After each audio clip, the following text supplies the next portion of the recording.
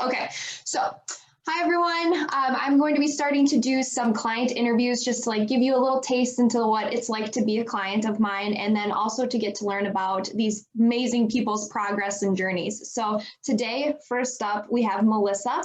So hi, Melissa. Hi. Hi. So I just wanted you to, first off, just introduce yourself. Who are you? What do you do? And kind of like, what does a day in the life of you look like? Sure. So I'm Melissa. I work in marketing and business development in the engineering world. And my daily life as of right now in 2020 is a lot of me sitting at a desk in my guest room 5 days a week. I chase 4 cats around my house and tend to 5 chickens outside. And yeah, so it's a very, aside from working out, it's a fairly sedentary lifestyle.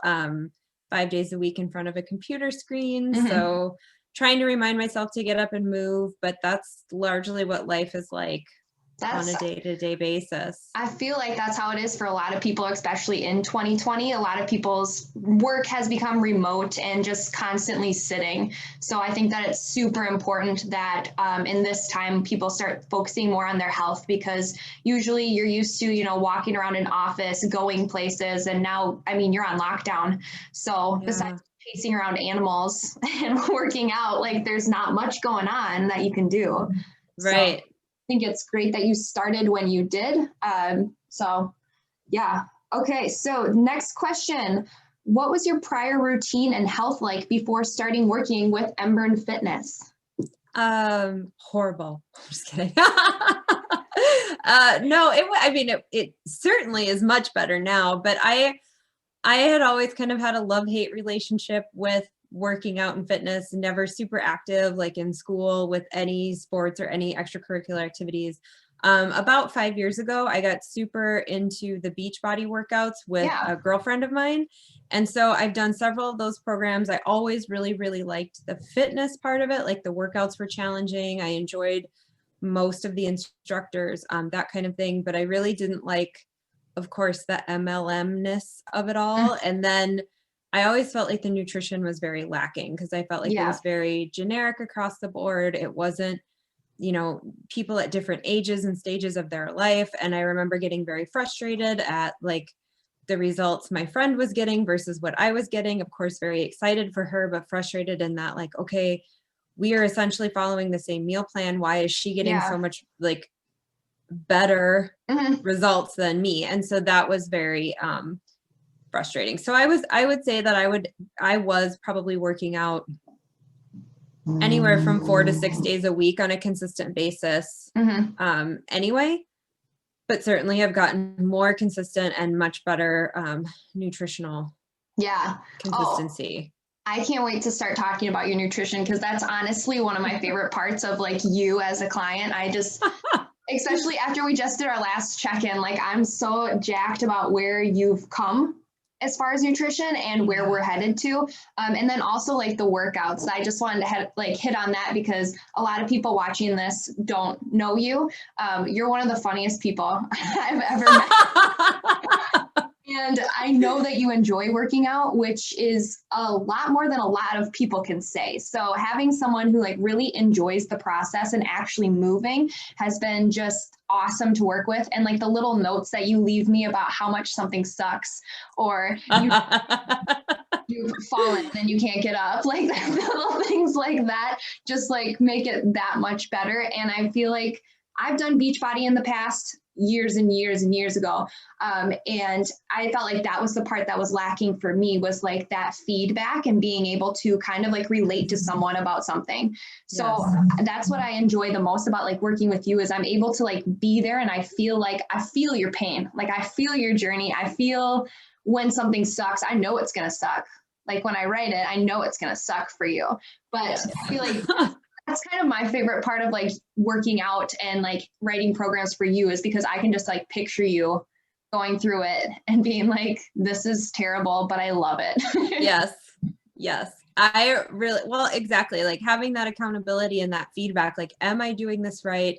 Is this, and I feel like with, at least for me in the past, it was very easy to just sort of like kind of fall into like a mindless routine with the Beachbody workouts. Like I never really increased weight with any of the weightlifting programs. Reps always just like I paced myself with one of the people, and I just never like, so initially it was great, but then like after a few weeks it was just like I'm not challenging myself enough. And so having that feedback from you to be like, this is really great, and like telling me up front, like I want to see progress, like I don't want to see the same thing over and over every single week, is really helpful. And so like then in my head, as I'm going through the workouts, I look at what did I do last week, and do I need to add more reps, or maybe I go up in weight and down in reps, or you know, if I'm sore or if I'm having an issue, then I can put that note into you like, hey, I did the same thing because of X. And that has been like a huge help.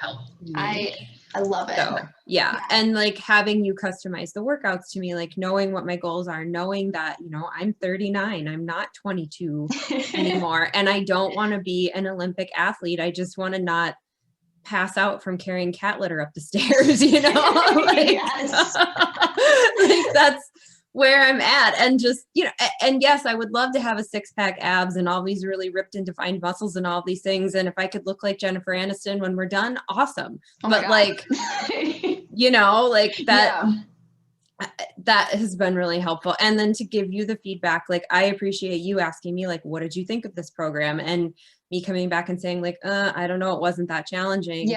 And getting something that's a little bit more like, it's a challenge to do it, but it's not so overwhelming that I'm like, I don't want to work out today. And there's definitely days where I have to like really intentionally like motivate myself, because I'm like, I'm tired, it's cold, I don't want to. And it's like, I always feel better like while I'm doing it. And I certainly feel better when it's all over. Of course you do. Oh yes, that was a really good answer. That was perfect feedback. I love it so much. And I do appreciate all of the feedback that you give in your check-ins weekly, and just kind of like being able to actually see what you're doing, where we need to kind of progress to. And then like you said, I really love just getting a little bit more insight into your week. So if there was a week that you didn't go up in weight, or you didn't hit failure, which I'm a sucker for failure. So like, I want you there. Like if you didn't hit that, you always give a reason why. And I love like being able to kind of see and make sure that it's not something that I could be doing differently. And it's just, you know, maybe it was an off day, or maybe you're sore or something. So I really do appreciate the feedback. Good. Okay. Next question. We already kind of went over this one. Okay. So what has changed in your life and health as a result of joining EmBurn Fitness? I think the biggest thing, besides what we've already talked about, right, with the consistency and accountability, is honestly, it's the nutrition. Because again, like I said in the past, I'm familiar with the meal plan. I was somewhat familiar with macros and like, okay, you need to have this much protein and carbs and whatever. And the thing I always struggled with is like, okay, I need to have 100 grams of protein. What is that?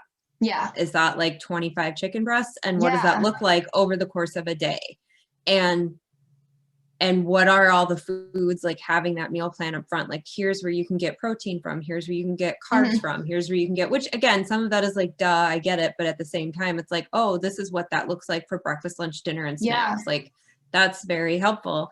And I know when we met, I told you like, here's all the food I don't like to eat. And then my big thing was that, you know, where I live, I'm like, I need accessible food. I can't be trying to track down exotic animal foods or spices and seasoning. I don't have time for that. If I can't get it at Target, I'm not going to eat it. And that, you know, so that has been really helpful, but really getting a sense of like, this is what a meal should like, or like, and also too, something I'd been working on, like coming before I came to EmBurn Fitness, but really working on like food isn't good or bad, right? Like a strawberry is just a strawberry. Like, yes, it can go bad, but it is not like got bad personality qualities. So like, oh, I ate this cookie, now that's bad. No, it's not bad. It's just a cookie. You had a cookie, move on. Like, and it's fine. That's like that's my favorite part of working with you for nutrition, because you've always been like super upfront with like if you went over on your macros or maybe something on your meal plan was different, you let me know. But the thing is that exactly what you said, there's no bad foods. Everything is fine in moderation. And I think that's the part of like the diet culture that makes me the most upset, is like when people come to me and they're like, but you gave me pasta as an option. You gave me bread. You gave me this. And it's like, yes, because it's just fuel. It's literally just food. And you just need to eat. You don't need to be doing these shakes. You do not need to be doing these tea detoxes. I need you to eat real food. Yes. And I think like, I was so happy that you were so open to that and you had already worked on that yourself before you came to me. So like being able to show you, hey, here's your macros based on you as an individual, first off, not a 22-year-old person who's trying to win the Olympics. Here's your custom macros. Here's a list of foods that would make you hit your macros. And here's some swap options for if you go to a restaurant, if you're going to make different recipes. Here's everything you need so that it's not a task to eat and you can make it like fun and interesting. Well, and that's been really helpful too. Like you mentioned going to the restaurant when we could do that, when that was a thing, it's helpful to kind of know that. So as you're ordering, like I never felt like I had to order anything quote unquote special. Like I was trying to do like, okay, if I have a steak and I have potatoes and I have a vegetable and I have a glass of wine, like that's all fine. It'll all fit in. Yeah. And yeah, I don't know how much butter they used. I don't know all the seasonings that they used, but it's one meal for this one day.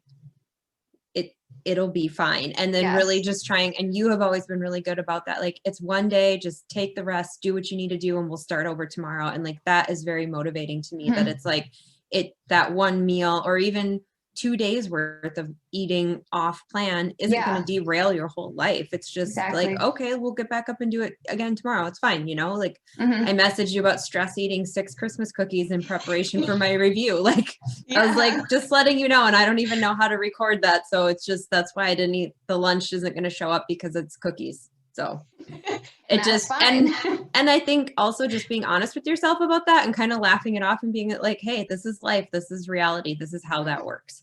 I think just that also helps 100% mentally. Yeah. Like, yeah. I have struggled with this as well. And I'm very open about struggling with like eating and like kind of disordered eating. And it's kind of like, if you're going to eat a cookie and then make yourself feel bad about it, then why did you eat it in the first place? If you're going to eat a cookie, enjoy it. Like you need to enjoy it, because if you put all these negative thoughts towards that one cookie, that instantly makes your relationship negative with that food. And then later in life, that becomes an off limits food. And that's what we're trying to avoid here. So I think like just making sure that if something happens, it happened. Did you enjoy yourself? Good. Did you not enjoy yourself? Well, then that was something we probably shouldn't have done. But you need to look at like the emotions surrounding what you're doing and making sure that you turn it into a positive instead of just shooting negative thoughts at certain foods or certain experiences that should be enjoyable. Yes. So no, I